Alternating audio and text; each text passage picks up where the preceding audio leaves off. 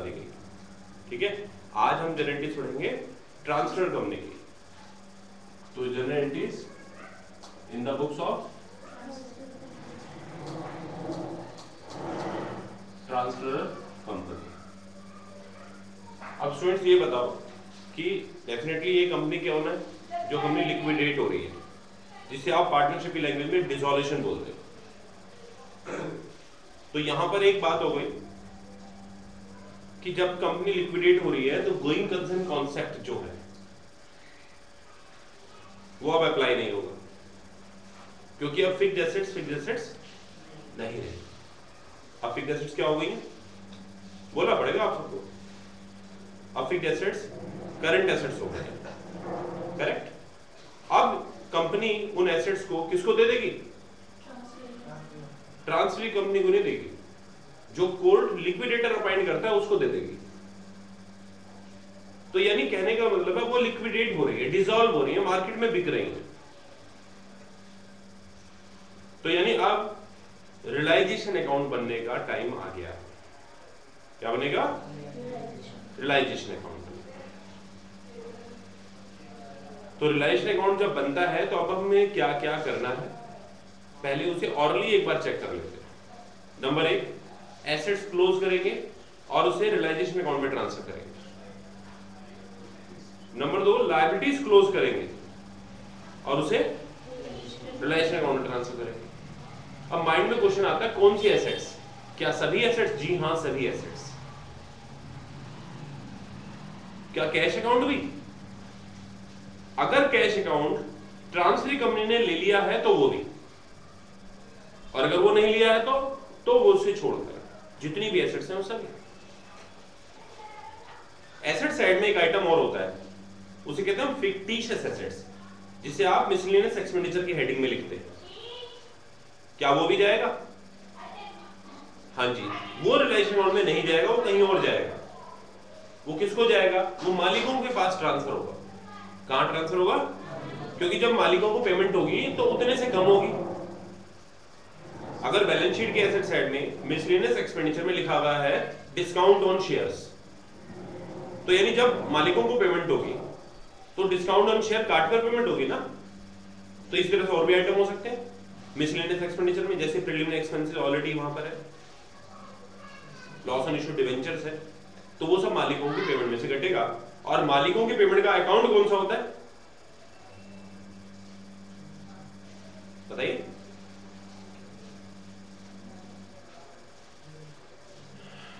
Equity share holder account. कौन सा account होगा? इक्विटी शेयर कैपिटल को इक्विटी शेयर होल्डर अकाउंट में ट्रांसफर कर देंगे। तो इक्विटी शेयर होल्डर अकाउंट मालिकों का अकाउंट होगा, बिल्कुल वैसे ही जैसे आप पार्टनरशिप में पार्टनर्स कैपिटल अकाउंट बनाते थे। तो पार्टनर्स वहां के ऑनर्स थे, पार्टनर्स फर्म के, तो अब यहां पर इक्विटी शेयर होल्डर मालिक है किसके? फर्म के नहीं, कंपनी के। जो भी प्रॉफिट होगा, जो भी लॉस होगा, वो भी उनको ट्रांसफर होना चाहिए। तो अब प्रॉफिट लॉस कौन सा होगा बताइए? रियलाइजेशन अकाउंट में जो आएगा प्रॉफिट लॉस, जो रियलाइजेशन अकाउंट में प्रॉफिट लॉस होगा वो भी मालिकों को ट्रांसफर होगा। इस तरह से बैलेंस शीट की लायबिलिटी साइड में रिजर्व एंड सरप्लस होते हैं। क्या होते हैं? तो वो भी मालिकों को ही जाएंगे। अब तो डिस्ट्रीब्यूशन का वक्त है, सब उन्हीं का है, तो वो सब भी कहां चला जाएगा? इक्विटी शेयर होल्डर अकाउंट में। अब तुम्हें मालूम है कि ट्रांसफर कंपनी को पेमेंट मिलती है, कौन देता है? ट्रांसफरी कंपनी का लिक्विडेटर, जो लिक्विडेटर उन दोनों के बीच में है। तो जो परचेज कंसीडरेशन ट्रांसफरी कंपनी से मिल रहा है वो ट्रांसफर कंपनी को मिल रहा है पेमेंट, तो यानी पेमेंट मिलने की एंट्री होगी। और पेमेंट मिलने के बाद उसमें से जो अमाउंट प्रीफरेंस शेयर होल्डर्स को देना है वो आप प्रीफरेंस शेयर होल्डर्स को दे देंगे, और फिर बचा कुचा किसको दे देंगे? बचा हुआ पेमेंट दे देंगे आप इक्विटी शेयर होल्डर अकाउंट में। अब क्या आप कोई लायबिलिटी की पेमेंट करेंगे? क्वेश्चन ये है, क्या आप कोई लायबिलिटी की पेमेंट करेंगे? हाँ, अगर क्वेश्चन में बोला हो गया होगा। अगर क्वेश्चन में बोला है कि कोई लायबिलिटी ट्रांसफरी कंपनी ने टेक ओवर नहीं की है, तो इसका मतलब क्या है? कि अगर उन्होंने कोई लायबिलिटी टेक ओवर नहीं की है तो पेमेंट ट्रांसफर कंपनी करेगी। तो अंडरस्टूड है कि वो पेमेंट आपने करनी है। दोबारा से बता रहा हूं, लायबिलिटी की पेमेंट कौन करेगा, ट्रांसफरी कंपनी या ट्रांसफरर कंपनी? इसके लिए बहुत आसान रास्ता है, क्या लायबिलिटी टेक ओवर की है? अगर लायबिलिटी टेक ओवर करी है तो ट्रांसफरर कंपनी पेमेंट नहीं करेगी, और अगर लायबिलिटी टेक ओवर नहीं हुई है तो ये जिम्मेदारी किसकी है? ट्रांसफरर कंपनी की, तब ट्रांसफर कंपनी पेमेंट करेगी। अब यहां पर ये बात है कि पेमेंट कहां दिखाना है, कैसे दिखाना है। सिंपली एसेट्स कहां ट्रांसफर करे थे आपने, लायबिलिटीज कहां ट्रांसफर करी थी आपने, तो लायबिलिटी पेमेंट वहां से दिखानी है। समझ में आ गया? लायबिलिटी पेमेंट आप रिलायंस अकाउंट से शो कर देंगे। समझ में आ गया? तो यानी स्टेप्स मालूम होने चाहिए कि स्टेप्स कौन कौन से हैं। तो स्टेप नंबर 1 क्या है, जितनी भी एसेट्स हैं ट्रांसफर टू ऑल एसेट्स। ठीक है, सभी एसेट्स, कौन सी एसेट्स छोड़कर, जिनको टेक ओवर नहीं किया है, यानी except assets not taken over, तो ऑल एसेट्स ट्रांसफर टू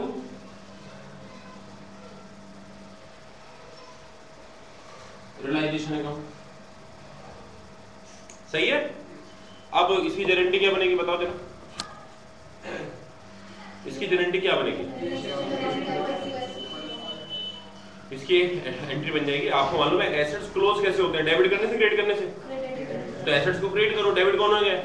तो मैं अपना लिखूंगा नहीं, वो आप लिख लेंगे, आप सब लिख लो, relation account debit to assets account. ठीक है, relation account debit to assets account. यानी आप अगर फॉर्मेट बनाएंगे रिलेशन अकाउंट का, एक पेज पर रिलेशन का फॉर्मेट भी बना लो, आप 2-3 पेजेस रखो, 2 पेजेस रखो आप गारंटीज के लिए, जो मैं बोल रहा हूं उसे लिखने के लिए, और एक पेजेस पर रिलेशन अकाउंट का लेजर अकाउंट बना लो, जिस पर आप उस गारंटी को ट्रांसफर करेंगे, पोस्टिंग करेंगे। ठीक है, सब कुछ ना बोर्ड पर नहीं लिख सकता ना।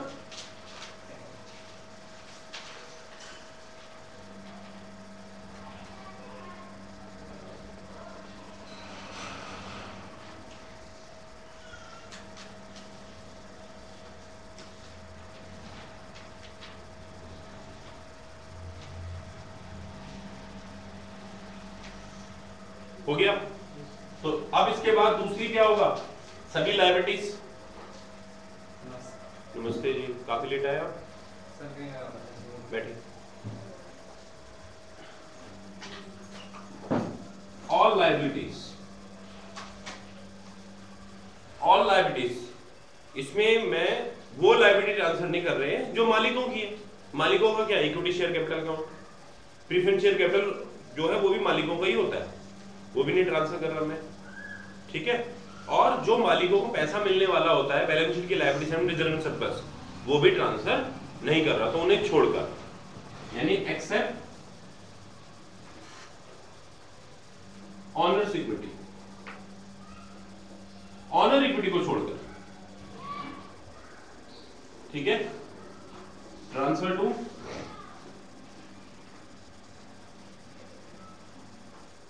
रियलाइजेशन।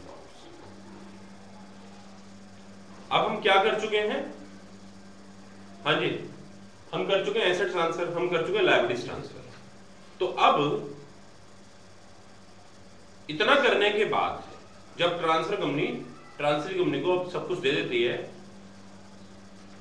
तो उसे बदले में क्या मिलता है? पेमेंट मिलता है। पेमेंट जिसे आप बोलते हो परचेज कंसीडरेशन, क्या बोलते हो? तो परचेज कंसीडरेशन एकदम से मिलता नहीं, टाइम लगता है उसे, तो मिलने से, जब टाइम लगता है तो मिलने से पहले उसे ड्यू कर देंगे। सोचो अगर कैश में पेमेंट मिल जाती तो गारंटी क्या बनाता? Cash account debit to realisation account, पर अब पेमेंट कैश में नहीं मिल रही, अभी हम उस कंपनी को ड्यू करेंगे जो कंपनी हमें पेमेंट करने के लिए तैयार है, और उसका नाम है ट्रांसफरी कंपनी। क्या नाम है? समझ में आ गया? तो यानी अब मैं परचेज कंसीडरेशन के लिए कैश अकाउंट डेबिट जब मैं लिखने वाला हूं तो कैश की जगह क्या लिखूंगा? Transferee company. यानी ये हो गई for making purchase consideration due. Purchase condition हम क्या कर रहे हैं, ड्यू कर रहे हैं, तो फिर एंट्री क्या हो जाएगी, वहां मैं लिखूंगा नहीं, बोलेंगे तो लिखेंगे आप, क्या लिखेंगे, transferring company debit to realisation account.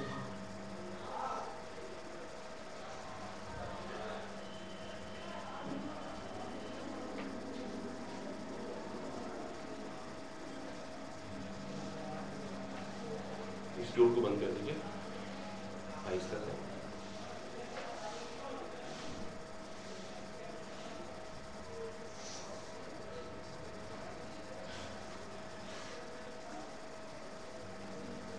हाँ जी, क्या लिखा आपने, transfer company debit to realisation, लिख दिया ना, ठीक है। अब कई बातें हैं, दो तीन छोटी छोटी बातें हैं जो हमें फ्यूचर के लिए याद रखनी है, जैसे कि जब ये पेमेंट मिलेगी तब एक एंट्री करनी है पेमेंट रिसीविंग की, लास्ट में लिखनी चाहिए, मैं अभी भी लिख सकता हूँ, कोई दिक्कत नहीं। जब पेमेंट मिलेगी क्या क्या मिला, जैसे कि परचेज कंडीशन में लिखा हुआ होता है कि इक्विटी शेयर्स मिले, प्रेफरेंस शेयर्स मिले, कई बार लिखा होता है कैश भी मिला, तो उस समय पर क्या एंट्री होगी, उस समय पर अभी अभी आपने ट्रांसफरिंग कंपनी को क्या किया है, तो मिलने के समय क्रेडिट हो जाएगा, तो डेबिट होगा वो सब। तो अब वो एंट्री भी साथ साथ कर देता हूं ताकि इसका किस्सा खत्म हो जाए। तो for receiving purchase consideration, for receiving purchase consideration, तो अब क्या एंट्री बनेगी, ठीक है, एग्जांपल के लिए एंट्री बन जाएगी, आप लिख सकते हैं कैश अकाउंट, कैश नहीं लिखना चाहिए, bank account debit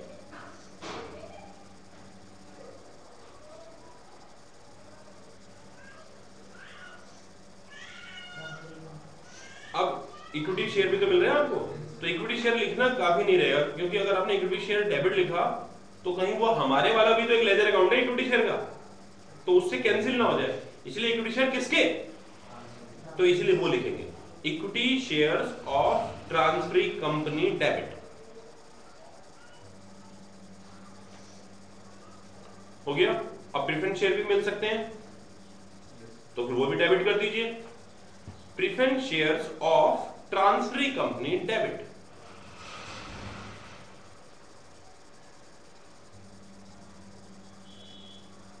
to,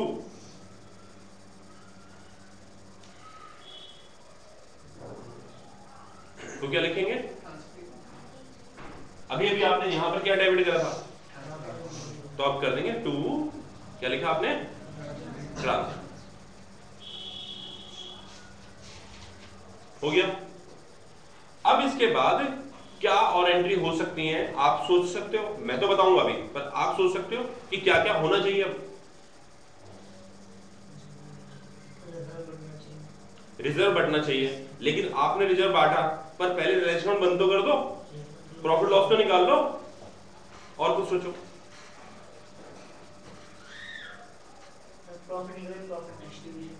profit distribution तो बात तो हुई होगी, जनरल में जो कुछ भी है वो सब बांटने की तैयारी में लगे हैं आप, मानता हूं ये बात। चलो मैं आपको एक बात बता दूं, पहले रिलेशन के बारे में सोचो, सिर्फ रिलेशन के बारे में। देखो एसेट्स दो तरीके की हैं, एक वो जो ट्रांसफरिंग कंपनी ने ले ली और एक वो जो नहीं ली। तो जो एसेट ट्रांसफरिंग कंपनी ने नहीं लिए हैं वो अभी मेरे पास ही है, ट्रांसफर कंपनी के पास है, तो वो बाजार में उसे बेचेगा, बेचेगा तो पैसा आएगा, पैसा आएगा तो रिलेशन में लिखेंगे, तो गारंटी क्या बन जाएगी, कैश। या कैश को हमेशा बैंक से लिखा करो कंपनी के केसेस में, तो bank account debit to furniture बेचा, मान लो मैं एक एग्जांपल बताता हूं, एक फर्नीचर था जो ट्रांसफरिंग कंपनी ने टेक ओवर नहीं किया था, इसलिए हमारे पास रह गया था, और वो हमने बाजार में बेच दिया, था 5000 का, बेचा 4000 का। अब गारंटी क्या बनाएंगे हम, बताइए। Bank account debit to furniture,